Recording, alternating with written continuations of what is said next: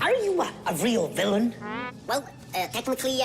Have you ever caught a good guy, like a real superhero? Nah.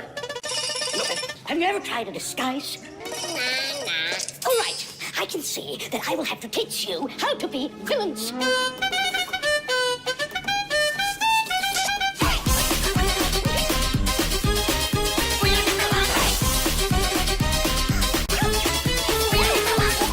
listen closely.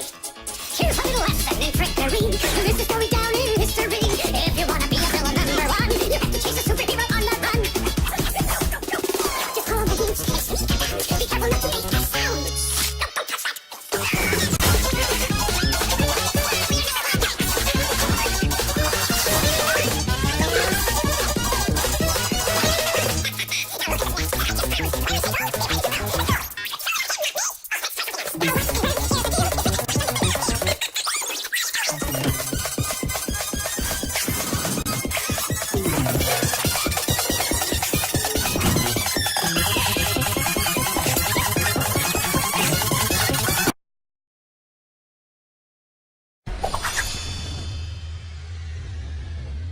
Until then, I'll be watching you.